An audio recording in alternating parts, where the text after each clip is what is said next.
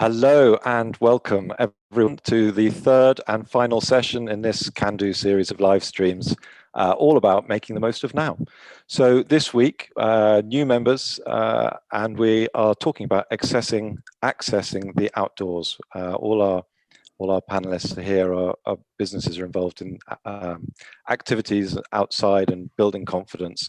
So as ever, we've got people answering questions and comments. So if you have any, please do put them in the comments below and we'll hope to come to them probably towards the end. We do have a video halfway, that's about a 9 or 10 minute video. And so that gives everyone a chance just to sit back and have a breather, and then we'll take off again with further discussion. So do stay with us. Let's introduce our members here. We've got Stuart Wheeler, who runs business Freedom Wheelchair Skills. Stuart offers peer-led teaching of everyday skills and techniques so that people can maintain their confidence and, crucially, independence while using their wheelchairs. We've got Tim Morgan of Mountain Trike fame. Tim is the leader of Mountain Trike, well, way back, probably about 7, 8, 9, 10 years ago. Certainly I've had mine since 2013. These all-terrain wheelchairs offer users the freedom and independence to travel off the beaten track and to explore and enjoy the outdoors with friends and family in comfort and style. Welcome to Gemma Pierce, who is a co-founder of Loopwheels.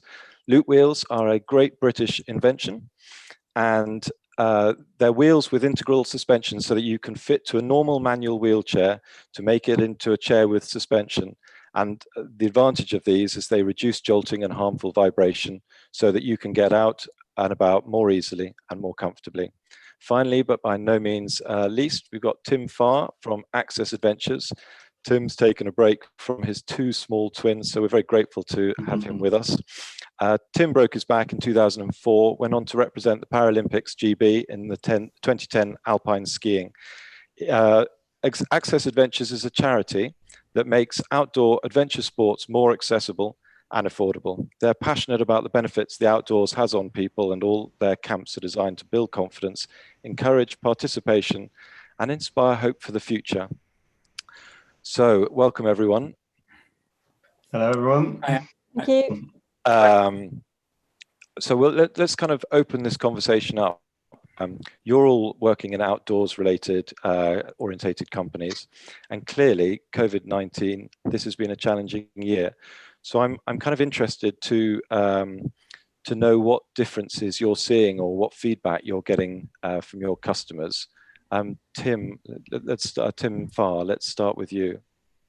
So yeah, we moved really quickly to kind of bring our services online. Obviously, we've been able to, once lockdown reduced, we were able to start running some of our services out in the water skiing and kayaking, but mainly for independent skiers. But we moved really quickly to bring our services online, to run adaptive yoga, fitness, spin sessions on hand bikes, and just really been able to keep people active while they're stuck indoors and things. And that's really just helped people's well-being and mental mentality to kind of survive during the lockdown.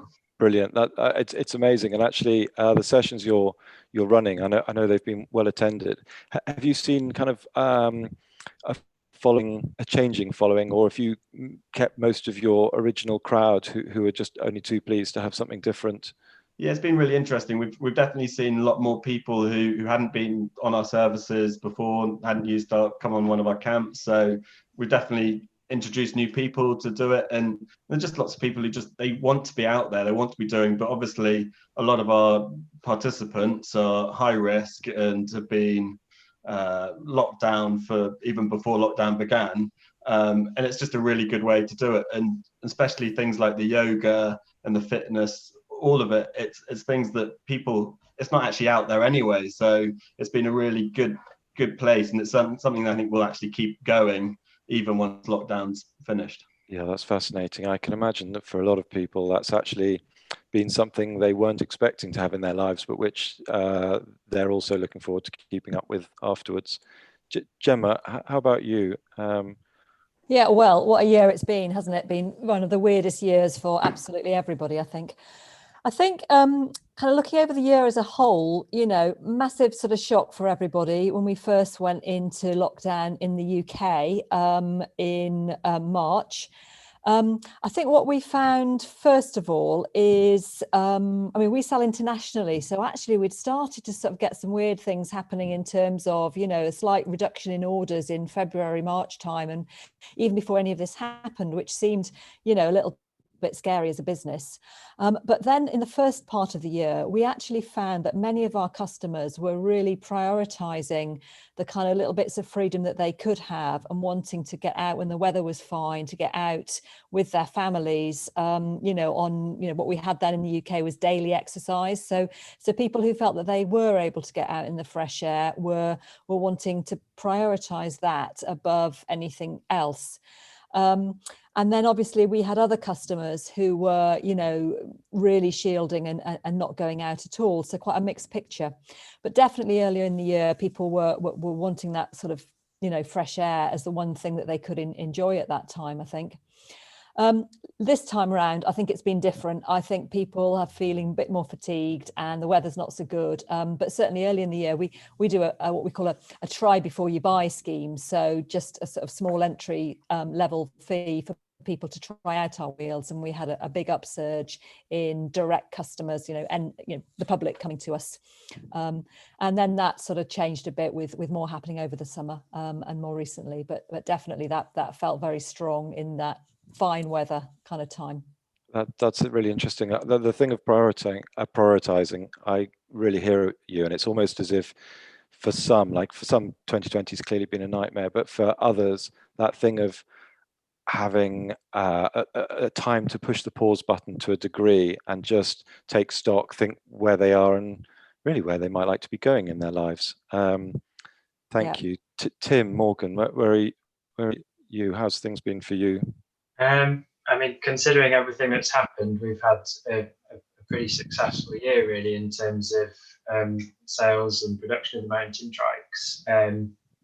Obviously, it's been a really difficult situation for a lot of people, but I think lockdown highlighted to people the real benefits of exercising outdoors where they can and enjoying some time with their families and exploring their local area, maybe instead of going abroad or things like that. They were looking for things they could do from home or more locally. So we had good levels of inquiries for people looking at getting our all-terrain wheelchairs to help them explore local countryside around them or visit different areas. Also, our hire scheme was still running, and people were able to try our trikes for a weekend or a week and maybe go for a UK holiday through the summer. So I think in those terms, it's been really good for highlighting how people can really benefit from physical exercise outdoors in the countryside for their mental well-being as much as their physical well-being. And that's feedback we've had from a lot of customers who've been saying how going for daily rides on their trike has just been a lifesaver, really, and kept them sane and been a real benefit to them and their families. Yeah, that's that thing of local. I was hoping to come to that afterwards. It's clearly been part of the changing environment that people are looking at what is around them rather than looking to things further away. So maybe we'll pick up on that in a moment. Stuart, how's the year been for you? Obviously, you're quite customer based, so you've had lockdown to contend with US, sure, but yeah. I imagine most of my services are one-to-one, and the ones that were booked in for March, April, unfortunately got cancelled and had to reschedule because the venue I use in South Bucks was closed to anybody, but kept in contact with the clients to make sure that we were still going to go ahead with the training, just a matter of when. And I was still taking inquiries from people to talk about wheelchair skills and how it would benefit them, and then how we would move forward when lockdown eased, and to arrange the booking. And then in the summer, we were able to arrange the booking.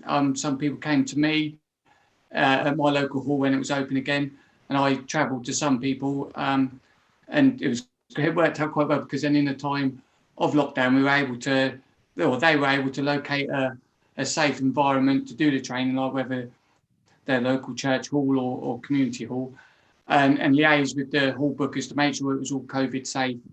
And then once the training went ahead, it was still done under COVID safe restrictions, I suppose you could say, with face mask, safe face coverings and hand sanitizer to be used. And then moving forward, you know, I caught up with those individuals again a month after their initial training session to see how their development was going.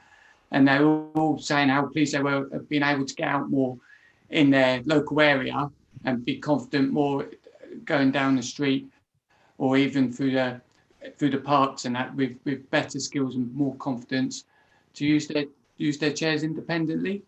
That makes a load of sense. And so the messages seem to be from all of you, real regular communication with your customers, and maybe, I don't know, a changing style of communication, more engagement, more of a dialogue rather than a broadcasting.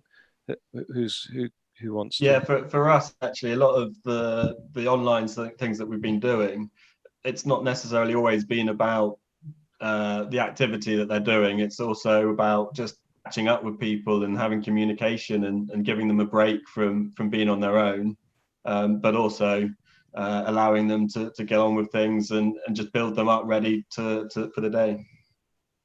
Anyone else? Tim, Morgan, you're Yeah, nodding your head.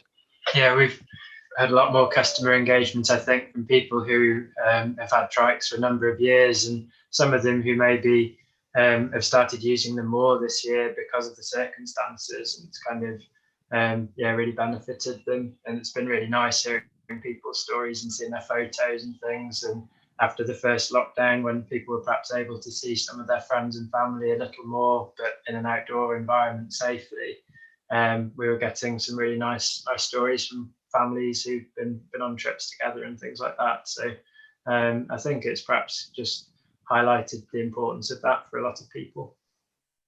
I really agree with that, Tim, and what you were saying earlier was the same for us as well, in terms of people rethinking, you know, what they could do and what they couldn't do, and prioritizing different things. So like you were saying, people haven't been able to go abroad on holiday, you know, they haven't been able to go out very much to restaurants, they've not been spending their money on those things. And for some people who have been furloughed from work, who normally probably got very busy lives, you know, they've actually had quite a lot more time. And, you know, some people, they've still had some money to spend on things that are really important to them. And so, you know, being able to sort of make the most of, you know, the time with your kids, or, you know, time with friends, meeting up outside, has been such a big feature of this year. And I'm kind of hoping for everybody, and, you know, for myself as well, in some ways, that some of the good things from this year we can keep on doing into the future, and not kind of, you know, lose some of the good things, whilst hopefully, you know, also benefiting, you know, in the future from not having some of the restrictions that we've had as well. So, you know, there's some good things to take out of it this year, I think. I think people have been itching to get out there and explore and be as adventurous as they can, because they can't go further afield and do what they might normally do. And although we've been limited in some of the services that we would normally run and had to cancel quite a lot of things, I think people are queuing up now, waiting for us to be able to open our doors and be able to run more fun activities. Yeah, I mean, it's the same with me, when people who have been calling in now asking when availability for dates to offer training, and location-wise, geographically, seeing how far I'm willing to travel to go and see them if they're unable to come down to me, just to help them get out a bit more and go meet their friends and families when lockdown is lifted more. That makes sense. So thinking about local, have any of you got nice examples or customer feedback of how they might be reimagining their local environment? You know, what you were saying about, we often think about, okay, if I can just take off to, I don't know, France or Maldives or wherever people go, you know, we think of those in those terms. But for me, I know that this year we had a lovely family holiday in Norfolk, and I got a Thule bike rack. We stuck our mountain trike on the back, and the beaches there, they're so flat and they're the right sort of consistency that I got everywhere in my mountain trike, and it just was such a wonderful breath of fresh air, and not having to get on planes was actually great. We had really good family time. But I wonder if your customers are telling you stories which stand out or make you smile, kind of make your work a real pleasure, to know that you're changing lives or adding value to people's lives. We've definitely had that. And one of the lovely things this year is having that sort of direct customer engagement with a lot of people. I mean, I kind of, I've had phone calls with people who've been, in the north of Scotland on holiday during the summer, or, Anglesey and places and like that. And, really just sort of thinking that they are kind of thinking, yeah, actually, there's bits of the UK that, why don't we come on holiday here? Now, sometimes that's been, well, because the weather's not always that great, you know what I mean? But we were relatively lucky, I think, with the summer this year. And so lots of our UK customers have kind of, like you're saying, Guy, kind of gone back to places that they've maybe not been to for quite a number of years, and really refound that kind of how beautiful is the UK. And if I've got the right equipment and the right stuff and the time, I can really enjoy it. Definitely the same here as well, and hearing from lots of people who've been for trips into Wales or camping and glamping and things like that, which they might not have considered before. And it's really nice that people are just adventuring out there and trying some new things and appreciating what their local area or our country as a whole has to offer.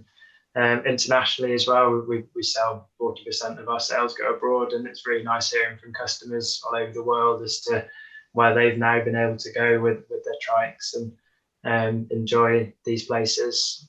That's a really good point, Tim. Actually, I mean, it's one of the things about our customer base, or the people we work with, is everyone's at a different stage on their journey. And sometimes listening to people who've been doing all this stuff for quite a long time can be quite daunting. And so I wonder if you've experienced I don't know, communications from customers who maybe are new to this, and how we can introduce people so that it feels safe to them and actually something that they want to explore, and rather than kind of just too intimidating.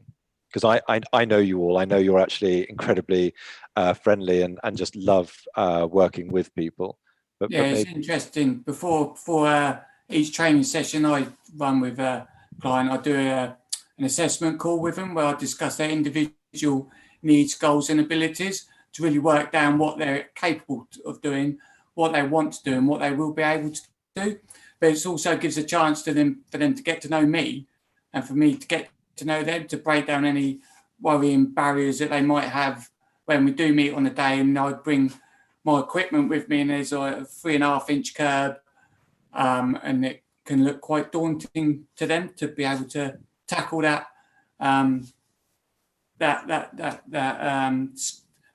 piece of equipment to get onto it. But then they can relay that into a real life situation when if they come to me, we go into the car park and there's similar size real life curbs, but taking it from that safe environment out into a real life situation. Yeah, definitely. Anyone else? What about you, Tim Farr? Yeah, so some of our activities are obviously probably seen as on the extreme side in the first place, things like kite surfing, wakeboarding, and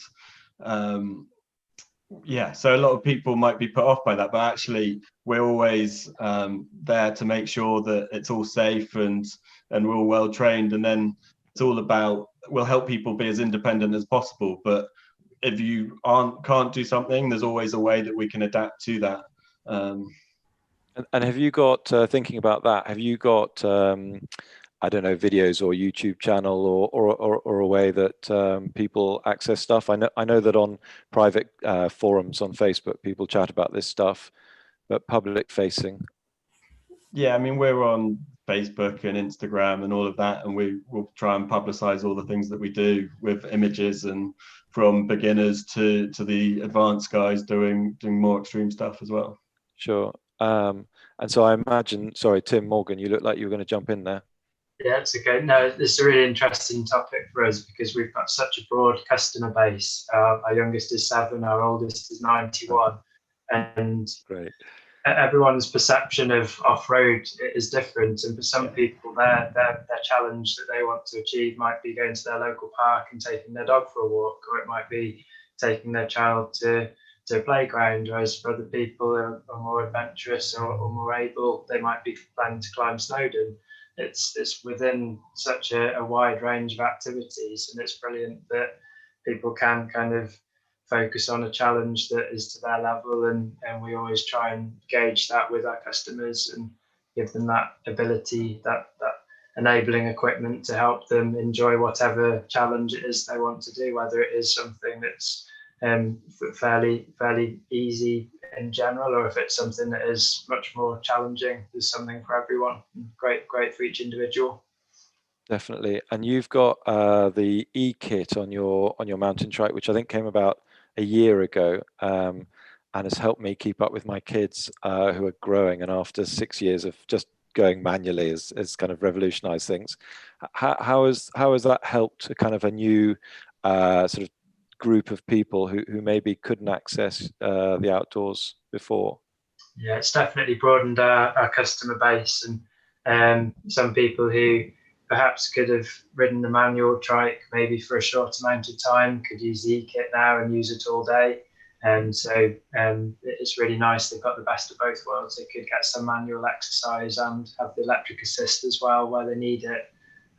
So someone perhaps with MS or motor neuron disease or something else where fatigue can come into play during the day, then it's really nice to give people that option. So it has broadened our customer base as well, and enabled us to help a wider range of people, which has always been my aim. Yeah, well, wide. I mean, it's pretty impressive. What did you say? 7 to 91. Yeah. Yeah, that's pretty wide. That's lovely to hear. And Tim Farr, like you've obviously got your camps abroad and your kite surfing in Greece. I mean, a frustrating year in many respects for you.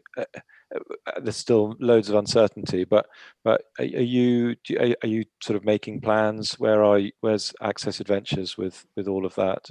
Yeah, it's a difficult year to plan ahead, but we're planning as if we're going to be okay and we'll have everything ready to be there. But we're including our trip to Greece and also skiing, which would be meant to be in March. But whether that's going to happen, we're not sure yet. So it's a really difficult year to plan ahead.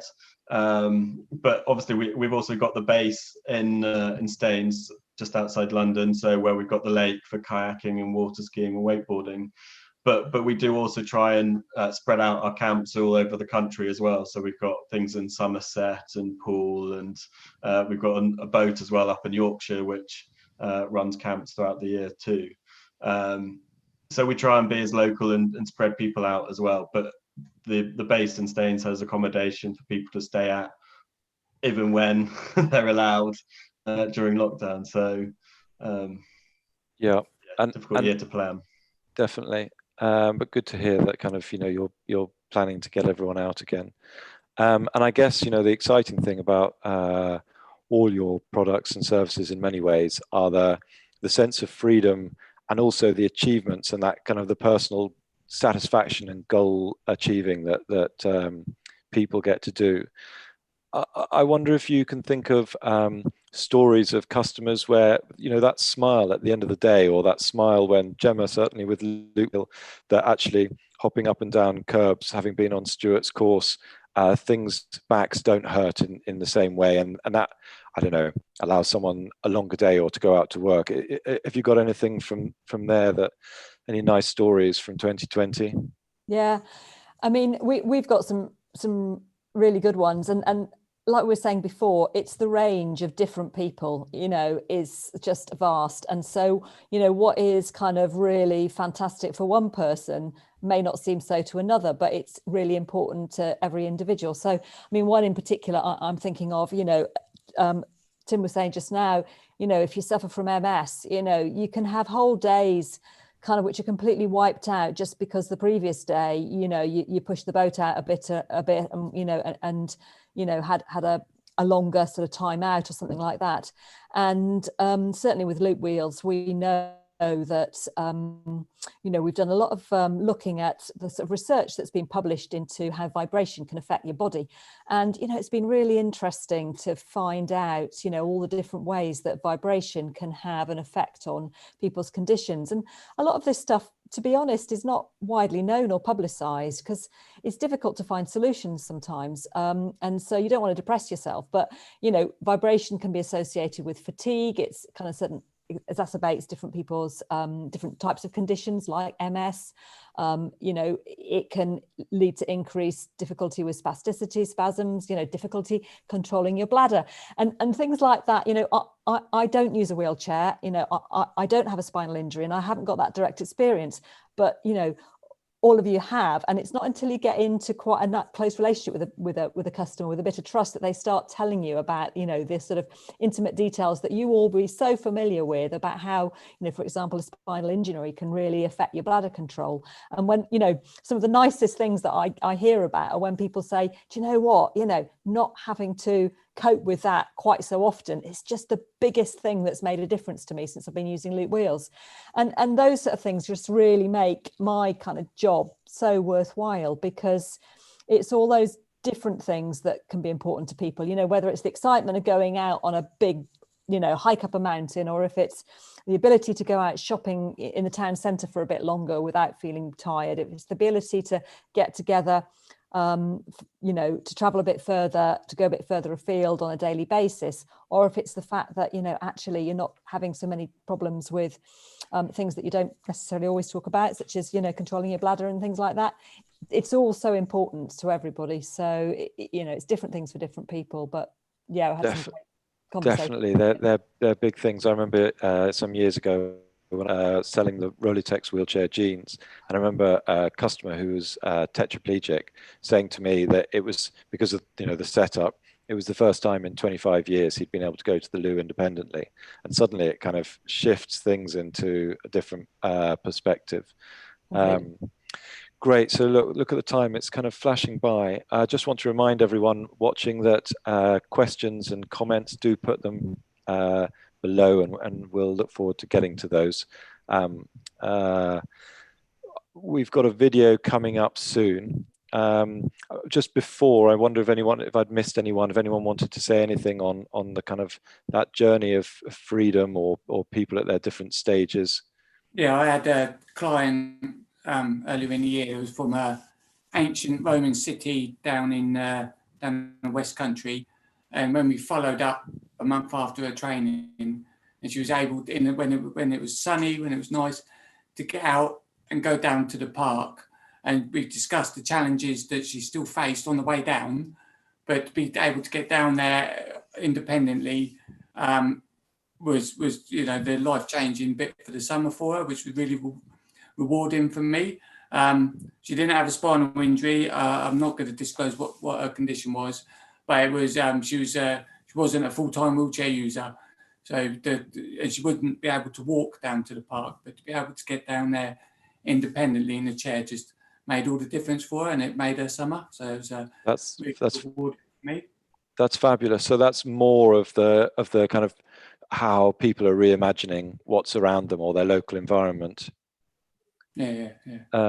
Tim Farr, what about you? Like, I can imagine that the smiles on people's faces at the end of a water skiing day, when it's the first time they've been out of the chair for a day, must be huge. That's why we do it. It's the smile of everybody when they do anything is just amazing, and it's doing things that they didn't think were possible, or it's just doing something that's fun, and just doing something just for fun, and that's the whole purpose of what we do.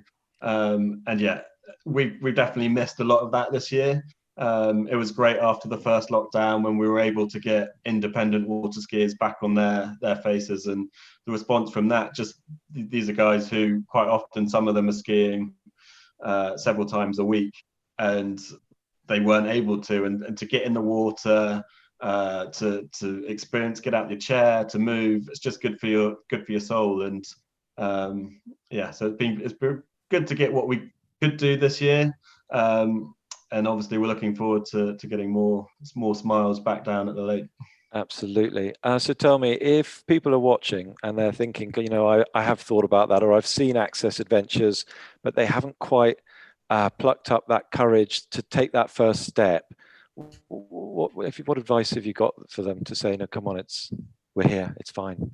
Get in contact and chat to us. We've got the equipment and we've got the volunteers, and we won't let you go. If you're water skiing, you'll have 2 people either side of you, and we'll hold your hand all the way around if we need to, and just chat all the way around. It's just getting on the water. It's just fun, and you don't need to be pushing and jumping wakes or anything like that. It's just getting behind the boat or getting on the kayak, or on the snow, whatever the sport is activity that we're doing. It's not all extreme. We've got some things that are for the calmer, slower paced people, and as everyone said earlier, there's something for everybody. And you've got family camps and the kids camps, which are some of our favorite things, because being able to come down, if you've got an injury and you've got kids, to be able to do something together as a whole, as a family, to be able to get your kids up behind the boat or just play in the water with them on the paddle boards. It's just such a fun experience, and that shared experience is again, just brings happiness and smiles. Amazing. And so one step back from that, the best way of starting a conversation with you or Access Adventures, should they email you, sign up to a newsletter, pick up the telephone?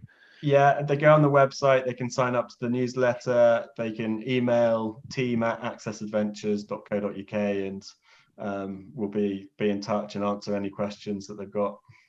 Fabulous, thank you. Great. Well, look, it's gone past. So Ben, hopefully we have the video all queued up for Stuart's Freedom Wheelchair Skills. Stuart, you were just going to say something there. Yeah, I just wanted to let everybody know that it's an in-house made video. I'm not a digital marketing expert, so some of the sound might be a bit dodgy and some of the film clips, but hopefully it will give a good representation of what you get from Freedom Wheelchair Skills and what's possible after. And there's some clips on the end of me, some destinations I've been to around the world, where I wouldn't, if I didn't have good skills, I wouldn't have been able to be there as confidently as I did. That's a really good point, and I think it's worth saying on the back of that, stay with it, because there's also testimonials from people, as in people speaking to camera, and it's really valuable to see how other people have felt about it. So Ben, if you're ready to go, I reckon we should take a look at that video, and do come back as ever, questions and comments up in the second half.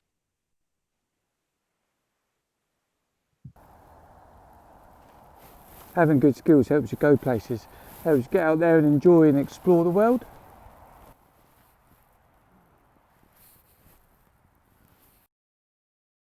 Hi, I'm Stuart. I'm the founder of Freedom Wheelchair Skills.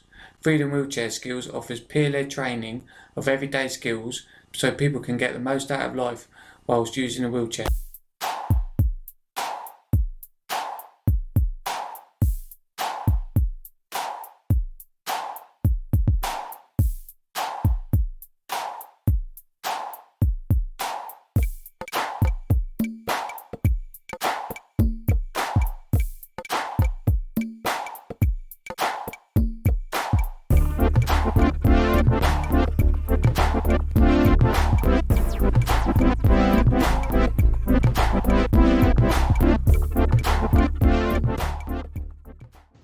Each training session with Freedom Wheelchair Skills is bespoke to that client.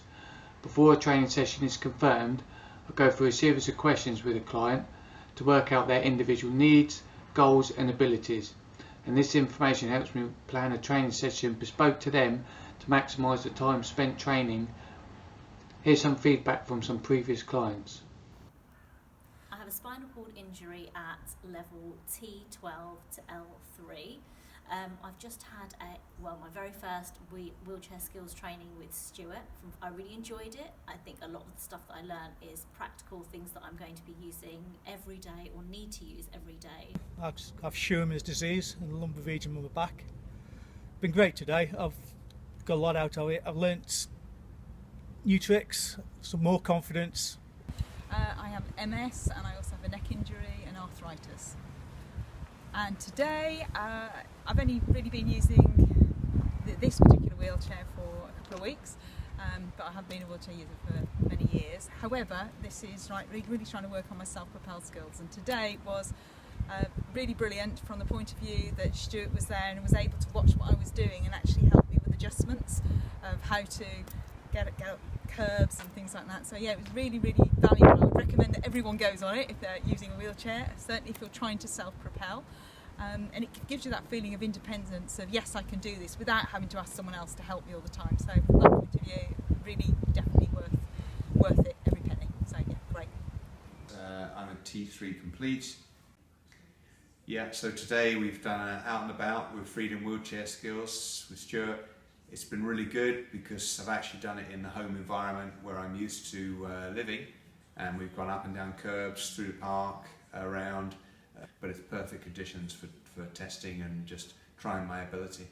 Today I got independence and feeling far more capable than when I arrived, and I thought that I was quite capable anyway, but I feel loads more capable now. Even just the slightest things that you show me, like the banana move, you know, holding a cup, that's made me feel far more capable and not like I'm stumbling along things. And it was the back wheel balancing that I really wanted to get today, and I've got it, and it's great. So thank you very much. Really good session, really enjoyed it. Yeah.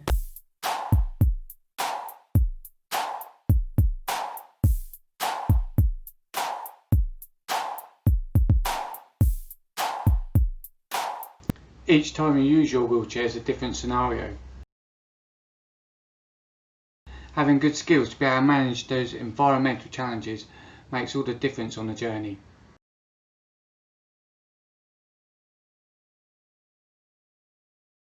Taking on curbs, door thresholds and other environmental challenges with confidence makes getting around a lot easier. Battling against the camber on the path or in the road can be difficult sometimes. Here's a clip pushing along Worthing seafront, and you can see the left hand is doing less work than the right hand. Let's take a look at it again. You can see how much work the right hand is doing compared to the left hand.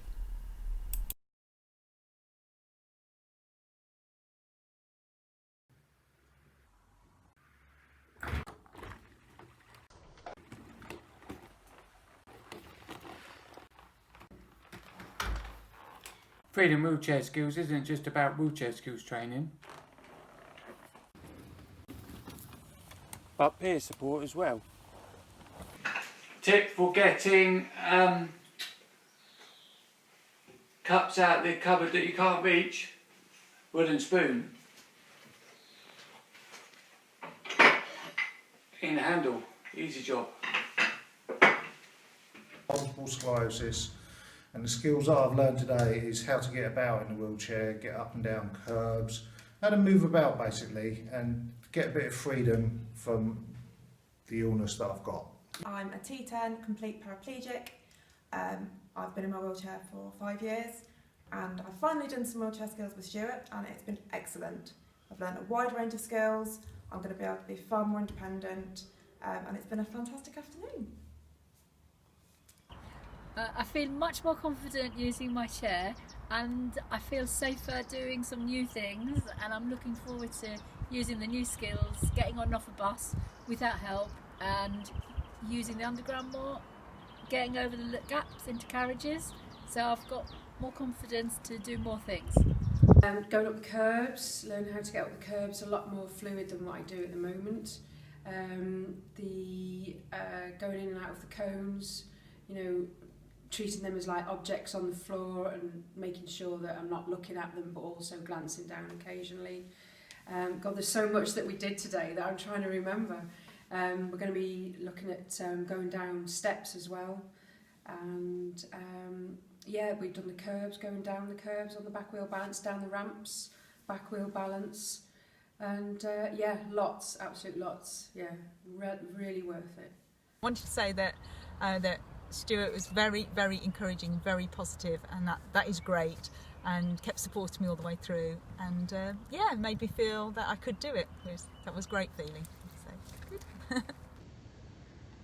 Taking on drop curbs with ease helps improve the ride,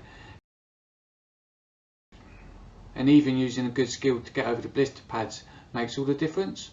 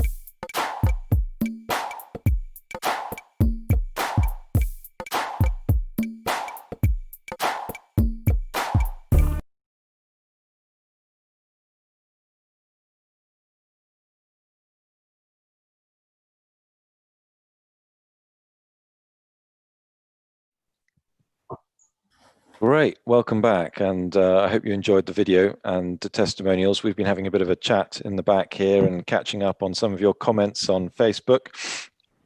Some interesting thing. Paul asks, sorry, I'm reading from them off. Front casters get broken on rough ground. Has anyone come up with a better solution that isn't an add-on like an extra wheel? I'm guessing, Tim Morgan, that this is one for you to answer. Yeah, sure. I mean, yeah, there are the challenges with the regular wheelchair setup with the small caster wheels at the front, which is what led me to the setup with the large drive wheels at the front and the drive system. Obviously, there are some other methods as well. If you're looking at sort of using the equipment you've got through some of the skills that Stuart demonstrates with sort of back wheel balancing and things like that, and other aspects of, say, the loop wheels for that comfort. If you are doing more of that kind of balancing over rough ground, then maybe those techniques can work. But in general, for the more challenging off-road scenarios that we're aiming the mountain trikes at, having the big wheels at the front, mountain bike parts, and the air suspension really does make a big difference. That's a good point, actually, Stuart. I mean, in terms of people's conditions and what dexterity or balance people have, like, what do you find is the range of conditions, or maybe people who have beaten their own beliefs about what they can do?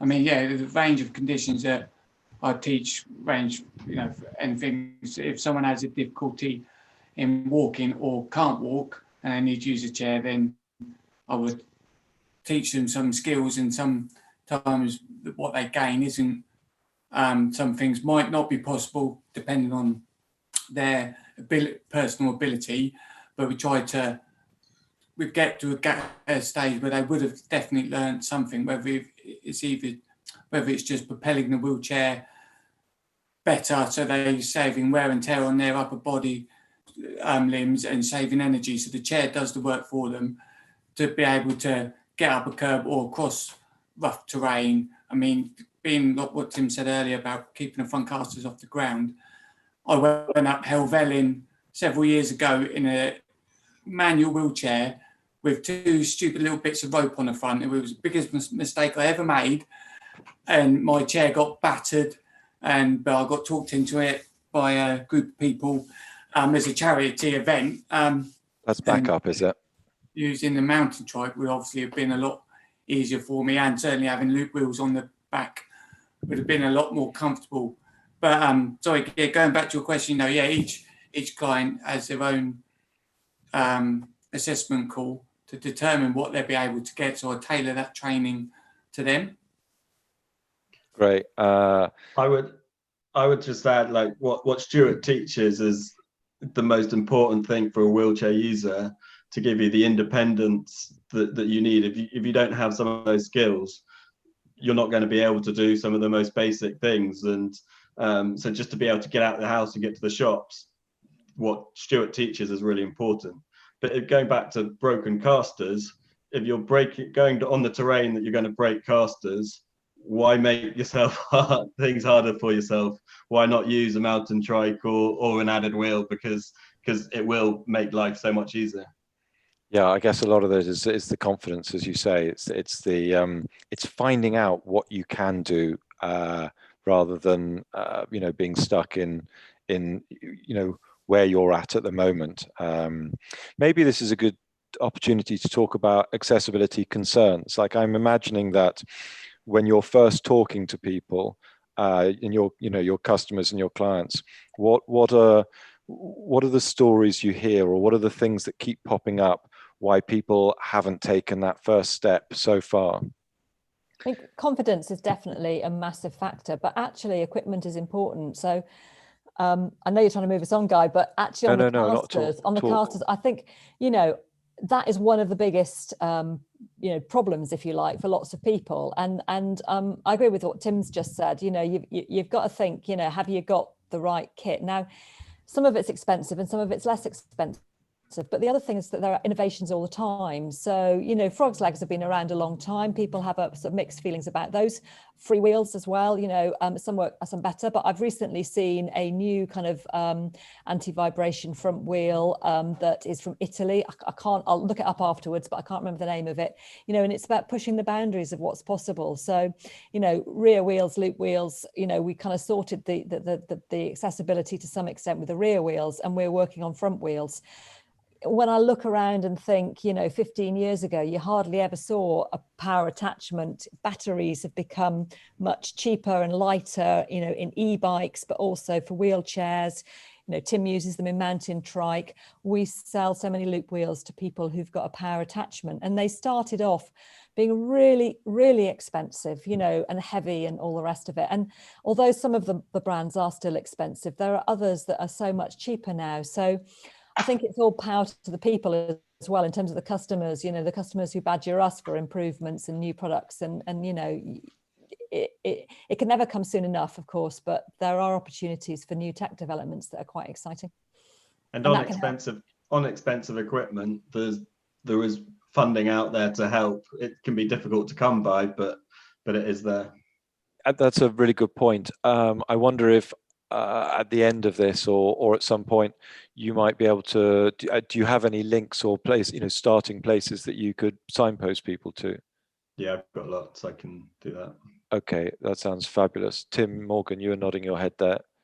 Yeah, it's a really good point. And we have a whole section on our blog dedicated to funding and funding suggestions to people, highlighting some of the funding that's out there, suggesting different ways people can raise funds through crowdfunding, or different charities who funded people in the past and things like that. So there is help out there, and if you are determined, then just go for it. Okay, that's super useful. Maybe if Jane's working away in the background, she could pop a link to that, or failing that, if you can do it afterwards. Lots of love on the comments. Ben highly recommends water skiing with Access Adventures. Love this. Kim asks, Is there any way to make mountain trike a little faster? Like I know that when I've got it switched up onto the 5th gears when I'm playing it with my kids and my wife out on the New Forest, and yeah, there's a balance between going fast and when they kind of circle back on me to not get caught. So, you know, all the balance. Plenty of other testimonials. There's a good one here, actually. It looks like Caroline, who said, we've struggled with finding good accessible routes online. We used an app called Kent Connected, but found not a massive amount of content. And Nikki's also added to that. We found it difficult as many places aren't fully staffed National Trust properties. Funny enough, Tim Morgan, you run, or you've got various people, I think, I can't remember his name, Grimes, someone, Craig Grimes, that's it, who's, so you have kind of outdoor expeditions when things are running, you know, normally, which it's been a tricky old year, but have you got ideas for how people can find good routes to get out? Sure, yeah, there's a few different options. So there are various organisations like Experience Community in Yorkshire who are run by Craig Grimes, who run group rambles, and they've also campaigned a lot and worked with landowners like Yorkshire Water and the National Parks authorities to make more routes accessible, but also to go out and film routes and show people where they can go. So it's always useful to talk to an organisation like that who could probably give you a lot of advice.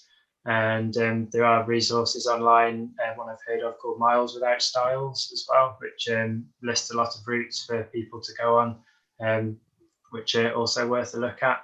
But I think in general, over the last few years, there's been a really big improvement in accessibility in the countryside. And a lot of landowners like Forestry Commission, National Trust, English Heritage, places like that are really working harder to make their amazing countryside more accessible. So I'd approach some of those options first to see where may be accessible in your area. That's a good idea. Sorry, Gemma. I support that as well. I think, you know, Craig is really brilliant with Experience Community, and they do sessions at Leeds Urban Bike Park as well. But I think the point on that as well is a lot of some of the groups like Craig's Experience Community and down in the southwest, they've got a one starting up as well. They've also got equipment that you can try out. You know, it's really important to kind of have a go with something and see if it suits you before committing to it. And that's a great opportunity. And I think also going out in a group and building up some of that confidence as part of a group can be really helpful. I know certain customers of mine have really found that's made a difference for them, to give them the confidence to then do more by themselves or with their families at early stages. That's such a good point. Presumably, Tim Farr, you must see that in terms of the group work, you know, people coming for a day out and just, especially in the beginning, spending that time with people in a similar situation, and also wanting to build their own confidence to begin with. That must open up a whole world, actually. Yeah, a lot of our camps are residential long weekend camps, and the groups that we get on them are, someone might have been injured a year, someone might have had a disability all their life, or been injured for a long time and done a lot more. So it's being able to sit around the campfire or over dinner, or just while you're sat waiting to get out on the water, chatting about those shared experiences, chatting about how they do things. That's where people learn so much, and just get tips of how to do things. And yeah, I think that's a really important area. Stuart, do you run, are all your courses one-to-one, or do you have sort of group sessions, group days? Yeah, no, I can do group days, but the problem sometimes occurs is getting all the people on the same date. If I do group sessions, usually it's through an organisation. I've worked with Shine, the Spina Bifida charity, and private rehabilitation centres, and those group sessions usually held at their location, and I take bits of kit along with me that we use to represent the training experience. And yeah, and seeing with the Shine, it was with paediatrics, and seeing the difference it's been most years, and seeing the same kid or same children several years later develop and be able to use the skills that we learned last time, but tweak one of them maybe that makes all the difference to them to be that more confident, and the parents leaving with the big grins on their faces and knowing their kid's going to be that little bit more independent. It's really, really, really beneficial, really nice. Wow, that's really wonderful. You're literally seeing the stages of development, because I can see, and I guess actually, Tim Farr, you must see this a bit too with people coming back. You're actually seeing that progression rather than getting people in and sort of doing the activities with them and then not seeing how their lives change and the benefits from it. Yeah, it's not just the difference that you see about their on the water or doing the activity, it's the difference you see in their everyday life and the confidence that they've built up from it, and just redefining themselves. So many times when you've had an injury, it can knock your confidence so much and you don't know who you are. And actually, if you do something, one of our camps, or get out there and do something, it just makes you realize that you are still the same person and you can do so much. And if you can water ski or ski down a mountain, then you can still get on with the everyday tasks as well. And even if they don't come back on our camps, they'll have still had a boost in esteem that will really improve what they go on to do.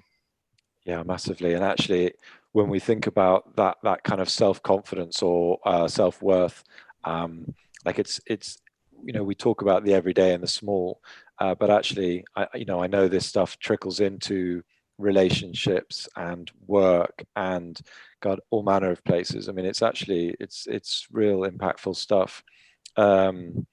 So coming back to these questions on the outdoors, Kim Hoaxwell says access the outdoor guide is good for routes. So that's quite useful. I've not heard of that, so I should go and have a look at that myself.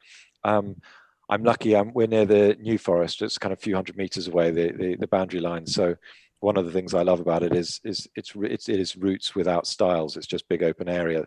Though this time of year, it's kind of avoiding the bogs. Rach Mack asks, can I ask what wheels are best to use with the e-trike on soft sand?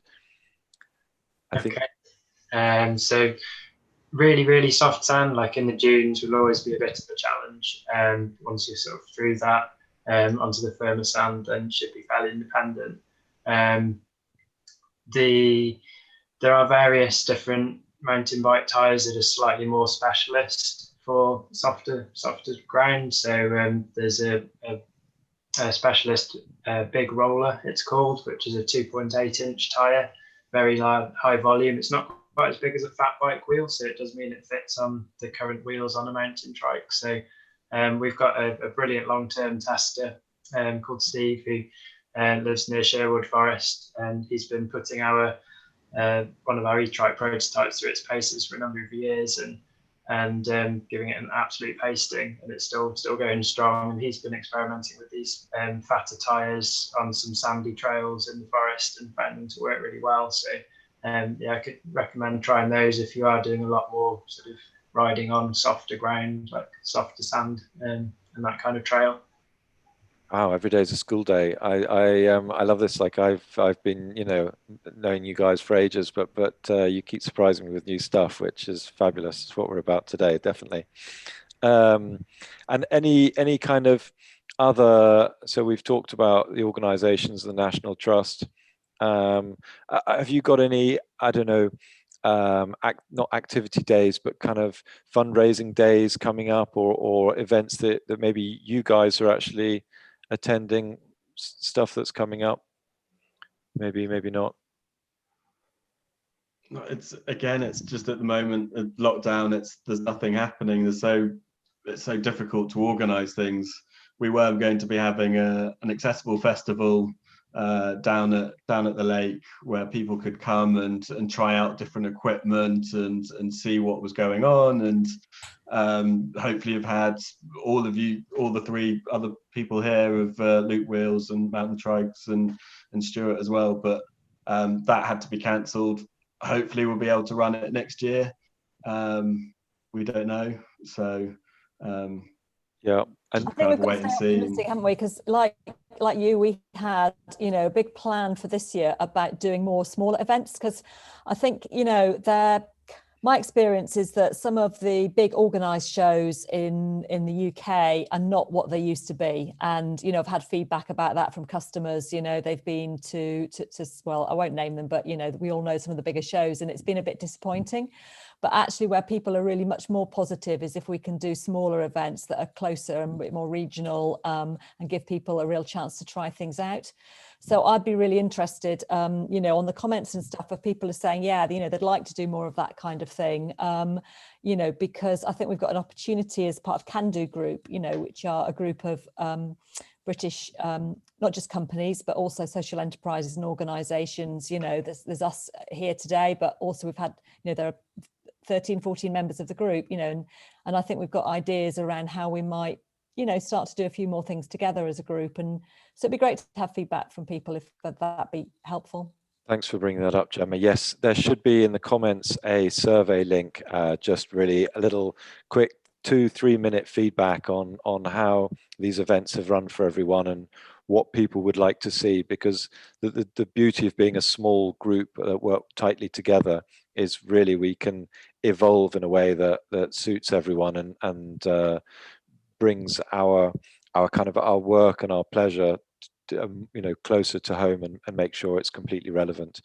Nice message talk for Stuart from Deborah Coombs, saying, I would highly recommend Stuart's wheelchair skills, not only for independence, but also for helping in everyday activities.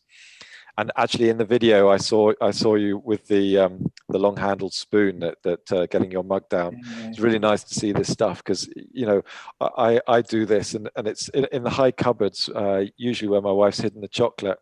It's kind of trying to get out with a spatula the glass jar in front to get to the chocolate, but being able to catch the glass jar before it hits the floor. Yeah, thanks, Deborah, for saying that. And I can't take the credit for the spoon. That was Nessad, one of my old wheelchair basketball team buddies that I was originally rehabbed with as well. He gave me that tip when I was round his house for coffee a couple of years ago. So I can't take the credit for the coffee, but thanks, Deborah, as well. Brilliant. Well, look, we've been on for just over an hour, and it's coming to time to wrap up. We've got a video to send us out, but also the comments will be live. We'll see them. So if anyone wants to get in touch with us or ask further questions, we'll still reply. As a live session, and we're aware that and grateful that we have a number of people watching live, but the videos are viewed on and on. So if you're one of the people that is viewing us later on, thank you so much for joining us, and really do get in touch. We love hearing directly from our clients and feedback. So I think if we turn to final word, Tim, Morgan, is there anything you want to send us out with? Yeah, sure. I think this has been a really enjoyable session. Nice to chat to you all and answer some of your questions. I think overall, I'd just say that don't be scared to really give enjoying the outdoors a go, and get in touch with us, have a chat, and happy to talk through any concerns you might have, and just come and give it a go. We can arrange a one-to-one demo or a hire, or you could go to National Trust property or one of our group rambles, and just give it a go and have fun. Great, lots of ways to get in touch. Tim, Far, how about you? Yeah, same. I think it's just a case of get out there and enjoy the outdoors. It's good for you and good for your mind, and at this time it's just going to help. So for us, get in contact. We can take people on any camp to do whatever your disability, whether you're able to walk or whether you're tetraplegic and don't have the arm function. We've got something for everybody. So don't be scared. We're a friendly bunch, and it's just about having fun. We're not going to push you to do something you can't. Brilliant. Gemma? Yeah, likewise. I mean, I think hopefully we've shown we're normal people behind the companies, and we're at the end of the telephone line on the website. We've got just recently this week we've started live chat on our website, getting into the modern world. So anyway, and just ask questions, because every one of us is happy to to answer any questions and just, like we said before, just get out. It's November, but come on, when the sun shines, let's just take a little bit of pleasure in what we can at the moment during this weird year, and look forward to getting out and about even more next year. Absolutely. Stuart, final word. Yeah, thanks, Guy. Yeah, it's been great to be able to share our experiences and chat with the rest of the guys, and to be able to let everybody find out more about us, and just keep going out there. And if people want to learn how to use their chairs more effectively and safely, just drop me an email or give me a call, and I'll be able to discuss their needs or discuss their training requirements. And everybody keep safe, and let's enjoy the great outdoors as much as we can. Thank you, everyone. So that's it now, and that remains for me to say: stay safe, enjoy the run up to Christmas, whatever that will look like for you all, and we'll play you out with our video. Over to you, Ben. Thank you, everyone. Cheers. Cheers. Bye. Bye.